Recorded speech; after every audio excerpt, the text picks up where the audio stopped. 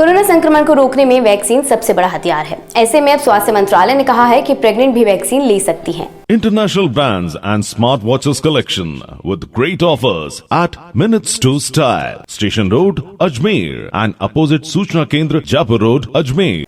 Corona संक्रमण को रोकने में वैक्सीन सबसे बड़ा हथियार है। ऐसे में अब स्वास्थ्य मंत्रालय ने कहा है कि प्रेग्नेंट भी वैक्सीन ले सकती हैं। जी हां, स्वास्थ्य मंत्रालय ने प्रेग्नेंट महिलाओं को वैक्सीन लगवाने संबंधी national technical advisory group of immunization के प्रस्ताव को मंजूरी दे दी है। मंजूरी के बाद अब कोई भी प्रेग्नेंट कोविन ऐप पर वैक्सीनेशन के लिए रजिस्ट्रेशन करवा सकती हैं या फिर सीधे वैक्सीनेशन सेंटर पर जाकर ऑन द स्पॉट रजिस्ट्रेशन करवाकर वैक्सीन लगवा सकती हैं। National technical advisory group of immunization के अध्यक्ष डॉक्टर एनके अरोड़ा ने प्रसार भारती को बताया कि कोविड-19 की दूसरी लहर के दौरान गर्भवती महिलाओं की मृत्यु दर में वृद्धि हुई है और इसीलिए ये निर्णय लिया गया है।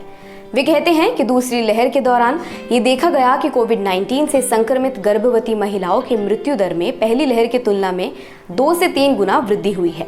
प्रेग्नेंट महिलाओं के मामले में 2 जिंदगियों की सुरक्षा शामिल है, मां और उसके गर्भ में पल रहा शिशु। ऐसे में यह महसूस किया गया कि गर्भवती महिलाओं को भी कोविड-19 वैक्सीन लगनी चाहिए। अगर मां के अंदर इम्यूनिटी विकसित हो जाती है तो वह बच्चे में भी चली जाएगी।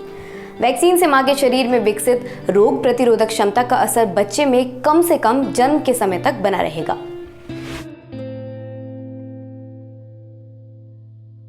दरअसल यूरोप और उत्तरी अमेरिका जैसे पश्चिमी देशों में प्रेग्नेंट को mRNA टीके दिए जा रहे हैं। इन तथ्यों और आंकड़ों को देखते हुए ही हमारे देश में भी टीकाकरण करने का निर्णय लिया गया है। डॉक्टर अरोड़ा कहते हैं, पूरी दुनिया अब सोच रही है कि माओ को भी वैक्सीन लगनी चाहिए। हमारी वैक्सीन पूरी तरह से सुरक्षित है।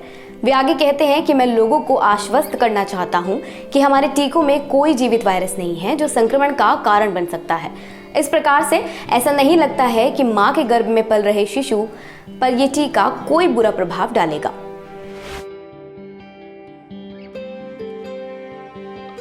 डॉक्टर एनके अरोड़ा ने बताया कि वैक्सीन लगवाने वाली इन महिलाओं की निगरानी की जाएगी जिससे उनकी सुरक्षा सुनिश्चित की जा सके। कि जैसे ही ये टीके अब लगना शुरू होंगे गर्भवती महिलाओं को, साथ ही साथ पूरे देश में एक नेटवर्क के द्वारा गर्भवती महिलाएं जिनको टीका लग रहा है उनको फॉलो किया जाएगा। तो खाली गर्भ के दौरान जो अगर कोई परेशानी हो रही है उसके बारे में भी जानकारी, साथ ही साथ जो बच्चा होगा, फीटल आउटकम जो बच्चा पैदा होगा उसमें भी देखा जाएगा कि किसी प्रकार से बनावट में या कोई और समस्या तो नहीं है, जिससे कि हम लोग आश्वस्त हो सकें कि अपनी माँओं को, अपनी बहनों को, बेटियों को टीका लगाने से ये पूर्णतः सुरक्षित है।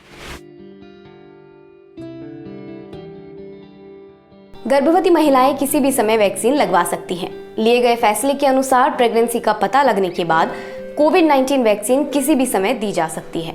इससे कोई फर्क नहीं पड़ता कि वैक्सीन पहली, दूसरी या तीसरी तिमाही में दी जा रही है।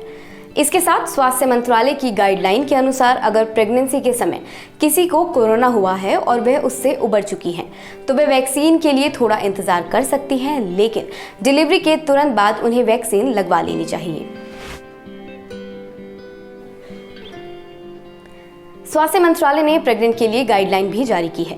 इसके अनुसार 95% से अधिक मामलों में कोविड पॉजिटिव माओं के बच्चों का स्वास्थ्य जन्म के समय ठीक रहा है, लेकिन कुछ मामलों में देखा गया कि प्रेगनेंसी के दौरान कोविड संक्रमण के कारण प्रीमेच्योर डिलीवरी की स्थिति बनी रहती है। ऐसे में बच्चों का वजन 2.5 किलोग्राम से कम हो सकता है और जन्म से पहले गर्भ में ही बच्चे की जान पर खतरा बना रहता है।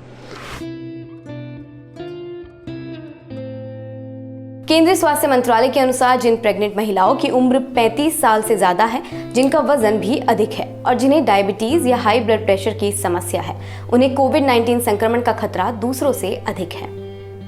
आज की इस वीडियो में बस इतना ही। धन्यवाद।